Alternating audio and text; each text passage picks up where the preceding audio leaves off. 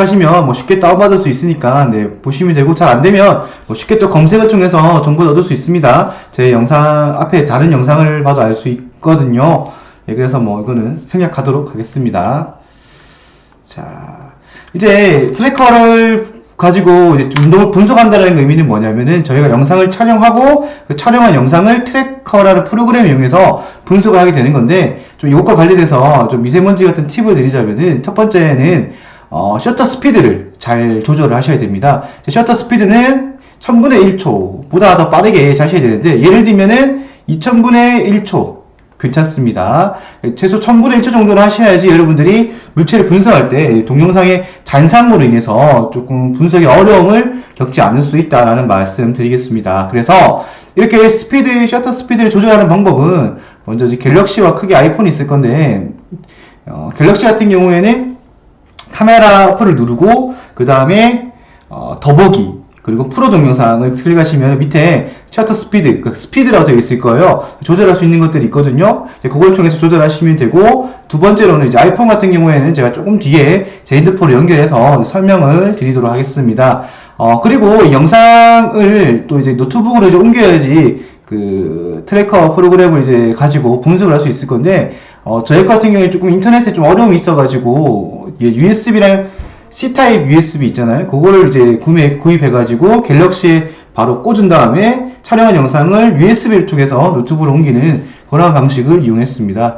자, 아이폰을 좀 이따가 제 핸드폰을 설명을 드리고, 두 번째 같은 경우에는 노트북이 그렇게 뭐 사양이 좋으면 어떻게 될지 모르겠지만, 사양이 좋지 않을 경우에는 쓸데없이 영상을 길게 찍으면 조금 그 영상을 좀 이제 분석하는데 조금 프로그램이 되게 버거워하거든요. 왜냐면 용량이 커져버리니까. 그렇기 때문에 꼭 필요한 부분의 영상만 촬영을 하시면 됩니다. 예를 들면 어떤 물체가 여기서부터 여기 바닥까지 떨어지는 운동을 분석한다고 가정을 했을 때, 딱 떨어지기 시작할 때 동영상 촬영 버튼을 누르고, 그 다음에 딱 바닥에 닿았을 때 바로 종료 버튼을 누르면 최소한의 시간만 동영상으로 담을 수 있잖아요. 그렇기 때문에 쓸데없는 부분 말고 내가 꼭 분석하고자 하는 부분만 영상을 촬영해서 최대한 영상의 길이를 짧게 하시기를 좀 권장드립니다. 여기까지가 뭐 약간 조금 사소한 거지만 제가 생각하는 이제 팁을 조금 말씀을 드렸어요. 예. 그래서 제가 먼저 말씀을 드릴 게 프리미어 러쉬라고, 프리미어 러쉬, PREMIERERUSH. 제가 뭐 따로 홍보 그런 건 아니고, 제가 아이폰을 사용하는데 저 같은 경우에는 이 프로그램을 이용하는 게 조금 편하더라고요. 근데 뭐 제가 뭐 방법을 다 아는 건 아니기 때문에 더 좋은 방법이 있으면 그 방법으로 이용하시면 됩니다. 그래서 저는 프레임과 60프레임, 120프레임 이렇게 프레임과 그 셔터 스피드를 조절할 수 있는 방법으로 이 어플을 이제 사용하고 있습니다. 보이실까요? 네, 보신 바와 같이 처음에 이제 이 상태에서 플러스 버튼을 누르시면은 네, 이렇게 촬영이 나오거든요. 여기 제 개인 공간이라 보시면 제 왼쪽에 보시면 바람개비 같은 거 이제 뭐 보이시죠? 여기 그 클릭하시면 이렇게 자동 노출이 있고 뭐 아닌 거고 있고 이렇게 체크하시면은 이렇게 셔터라는 것을 조절할 수 있거든요. 이거를 한 1000분의 1초 정도로 맞춰주시면은 우리 영상을 촬영하는데 문제가 없습니다. 분석하는데. 그리고 뭐 해상도나 프레임은 여기 오른쪽 버튼을 눌러가지고 60, 잘 안 보이네요. 60, 120 뭐 그런 식으로 저희가 할 수 있다라는 거 말씀드리겠습니다. 그래서 영상 촬영만 부분은 이 정도까지로 설명을 하고 마무리하도록 하죠. 자, 그래서 촬영한 영상을 트래커라는 프로그램에 이제 넣으시면 되는데, 그냥 그 파일을 드래그해서 넣는 방법도 있지만, 그렇게 했을 때 잘 안 옮겨지거나 오류가 뜨는 경우도 있거든요. 근데 당황하지 마시고 파일 열기를 눌러서 이걸 통해서 한번 파일을 넣어주시면은 조금 더 들어갈 수도 있거든요. 이렇게 한번 방법을 좀 사용을 해보셔라. 만약에 파일을 드래그해서 안 들어갔을 경우에는. 자, 이렇게 지금 이제 됐는데요. 이 상태로 아이폰 같은 거 찍었을 때 보통 이렇게 되는 경우가 많더라고요. 당황하지 마시고 이거 뭐 돌리는 거는 크게 어렵지 않겠죠. 이게 필터, 새 필터에서 회전을 누르시면 이렇게 회전되는 모습을 보실 수가 있습니다. 좌표계는 이렇게, 좌표계는 뭐 이렇게 원점을 이제 돌아다니면서 여기 이것들이 여기 보이시죠? 여기 이거. 네. 그래서 이거는 뭐 편하게 뭐 옮겨 다니시면 되겠고, 여기 보시면 이게 일직선 줄 보이시죠? 이걸 누르시면 좌표계를 이제 수정할 수 있습니다. 예. 예를 들면 내가 영상을 어떻게 찍었냐에 따라서 이걸 좀 바꿔야 될 수도 있잖아요. 그죠? 좌표계를. 그렇기 때문에 그때 상황에 따라서 바꿔주시면 되겠고, 뭐야, 나 잘못했다. 장난치다가. 그러면은 기울기각을 다시 여기를 0도로 해주시면 되겠습니다. 저는 좌표계를 여기로 좀 대충 설정을 해보도록 하죠.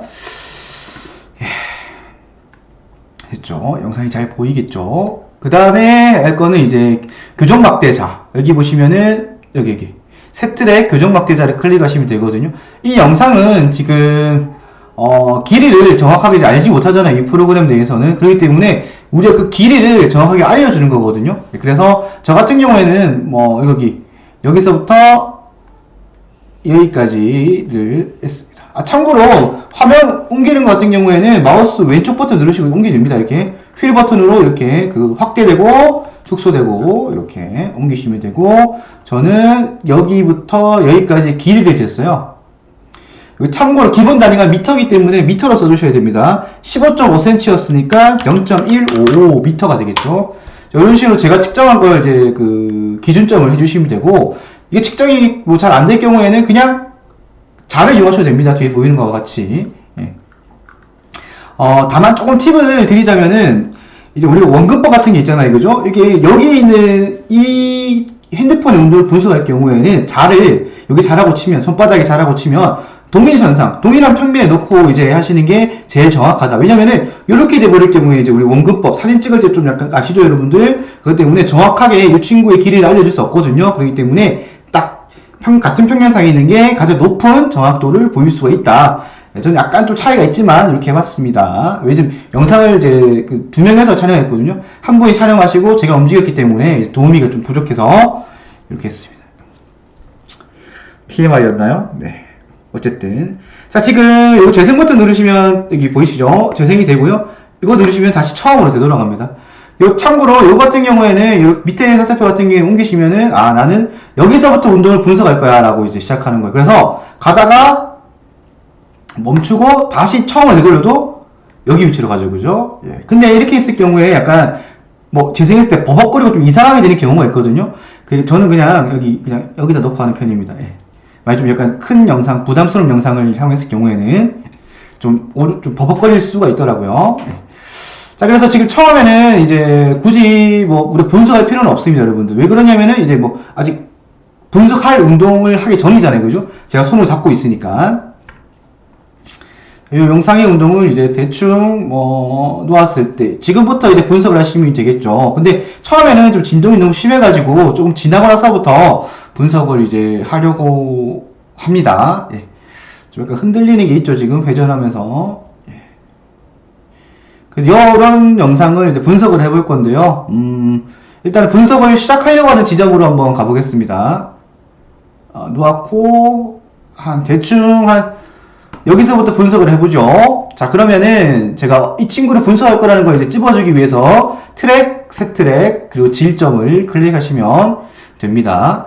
여기서 크게 두 가지 방법이 있거든요. 자동으로 찾기 하는 방법이 있고, 직접 내가 표시하는 방법이 있는데, 약간의 팁을 드리자면, 저는 지금 하지 못했는데, 여기 지금 우리가 분석하고자 하는 게 요 추잖아요. 그죠? 요 추에다가 이 쪼매난 스티커, 색깔 있는 스티커를 붙여놓으면은, 자동으로 하든, 우리가 직접 찍든 좀 편하게 찍을 수 있거든요. 그 스티커를 좀 붙이고 하시는 거를 조금, 팁으로, 미세먼지 같은 팁으로 알려드리겠습니다. 정작 전 안 했지만.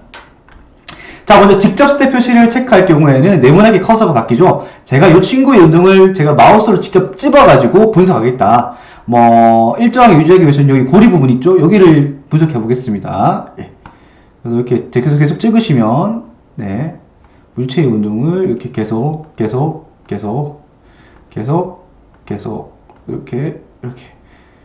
너무 힘들죠, 그죠? 왜냐면 X, Y축, 이렇게 뜨거든요? 이게 누르시면은 속도도 뜨고, 각속도, 운동 에너지 등등등 다 뜨고 있습니다, 여러분들.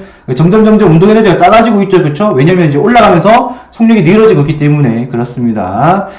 자, 이렇게 할 수도 있지만 너무 힘들잖아요, 그죠? 모든 스텝을 삭제하고요. 예. 그리고 먼저 이거 좀 말씀드릴게요. 이거 삭제 안 되는구나, 이렇게. 다시 한번 찍어볼게요. 이렇게 찍었을 때, 내가 만약에 삭제시키고 싶은 스텝 있잖아요. 이렇게 내가 잘못 찍었다, 이렇게. 이상하게 찍었잖아요. 그죠? 그럴 경우에는 여기 스텝, 잘못 찍은 스텝 부분을 클릭을 하시면 빨간 색깔로 뜨거든요. 그 다음, 여기 보이시죠? 이렇게 색깔 다르게 보이는 거. 그 다음에 선택한 스텝 삭제를 누르시면 없어집니다, 여러분들. 그리고 다시 찝어주시면 됩니다, 이렇게.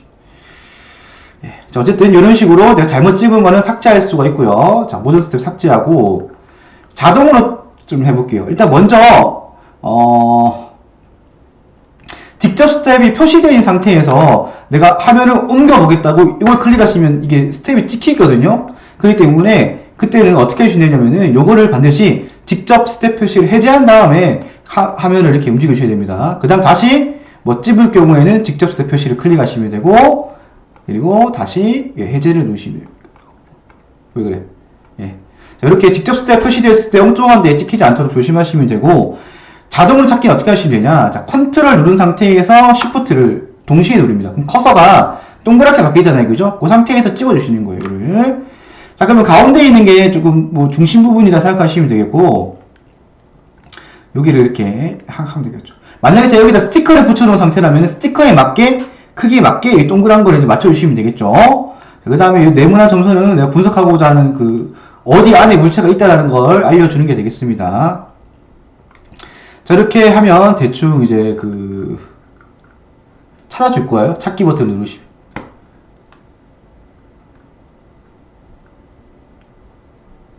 그쵸?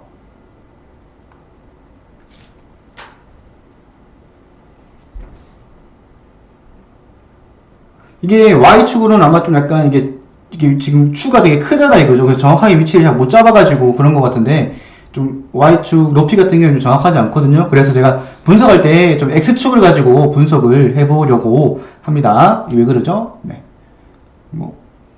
다음.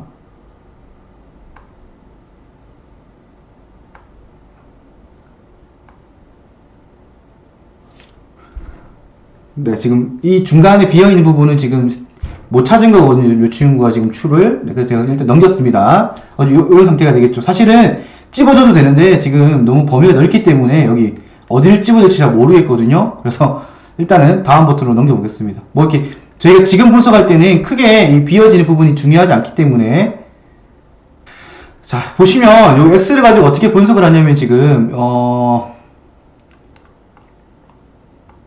이 친구가 지금 올라왔다 내려왔다 할까? 이 친구가 최고점에 있을 때, 올라오면 최고점에 있을 때가 여기로 할게요. 그럼 그때의 이 X축의 위치는 여기가 되겠죠, 그쵸? 그 다음에 점점 내려갔다가 다시 여기로 가겠죠, 그쵸? 그때의 위치는 여기서 가장 왼쪽 편에 있는 지점이 되겠죠. 그래서 X축 중에서는 가장 왼쪽 편에 있는 게 이 지점이 되겠죠, 그쵸? 그죠? 여기가 A라는 지점이라면은 요때가 A가 되겠고, 요때가 B라는 지점이라면은 요때가 B라는 지점이 되겠죠. 그리고 다시 여기서 되돌아오겠죠. 이쪽으로. 그리고 다시 다른 색깔. 다시 되돌아와서 다시 A라는 지점이 오게 될 겁니다. 요때까지가 지금 한 번 왔다 갔다 하는 하나의 주기가 될 거잖아요. 그죠? 그래서 요때의 시간을 구하고 요때의 시간을 구하는 겁니다. 그러면 주기를 구할 수 있겠죠. 한 번 왔다 갔다 하는. 요때의 시각이 만약에 1.5, 예를 들어서 2.2초였고, 요때의 시각이 만약에 3.7초였다면은, 주기는 1.5초가 되겠죠. 시간 차이니까. 그죠? 그래서 이렇게 해서 주기를 한번 구해보겠다라는 게 되겠습니다. 자, 보시면, 요 같은 경우는 이제 이거 사라지게 하고, 여기에 지금, 최고점, 그러니까 X축으로 가장 멀리 간 지점이 이제 그 끝에 있는 지점이 될 거잖아요. 그러니까 X축으로 간 지점 중에서 가장 멀리 있는 지점. 자, 이렇게 되면 좀 고르기 힘들죠. 2.31, 0.231, 0.231. 그죠? 여기 하나, 보통 두 개 뜨는데 네 개나 떠버렸네요. 그죠? 요 중에서 뭘 고르면 좋을까? 가장 좀 높이 있는 지점을 골라주시는 게 좋겠죠. 그래서, 여기 저는 0.192, 여기. 왜냐면 이제 가장 정점에 있을 때가 이제 가장 오른쪽에 있는 지점이자 가장 높이 있는 지점이 되니까. 그래서 저는 이 데이터를 한번 사용해 보도록 하겠습니다. 그러면 2.315초 제가 기억해 보죠. 2.315초 빼기 그 다음에 여기서 또 마찬가지로 여기 클릭하시면은 이렇게 뜨거든요. 근처에 있는 지점의 값으로 가장 멀리 이제 0.226 하나 둘 셋 하나, 둘, 셋, 4개 지점이죠. 가장 높이 있는 지점이,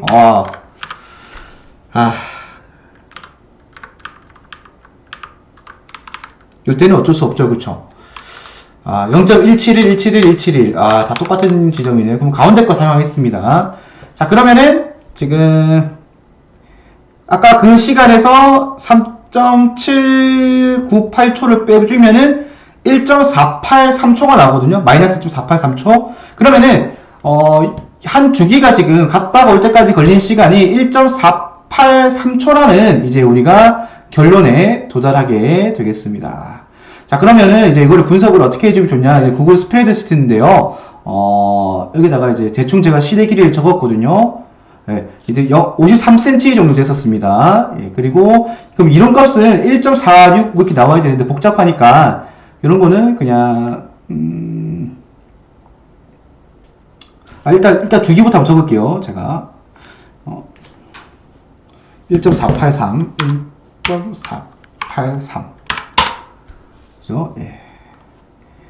그러면 이론값과 비교했을 때 1.54% 정도 차이가 나네요. 그죠? 1.54% 정도 차이가 뭐 꽤 괜찮은 정확도라고 할 수 있겠죠라고 자화자찬 해보지만 뭐 제가 스티커 찍고 더 좀 정확하게 했으면 더 정밀하게 나오지 않았을까 싶어요.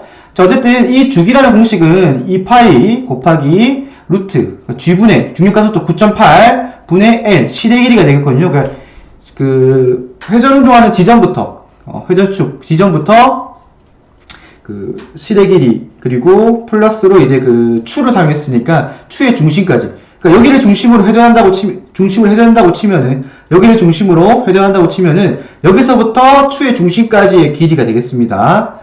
그러면은 그 길이가 0.53 넣었고요. 이론값은 이렇게 제가 이거 식을 보이시나요 혹시? 예, 보이겠군요.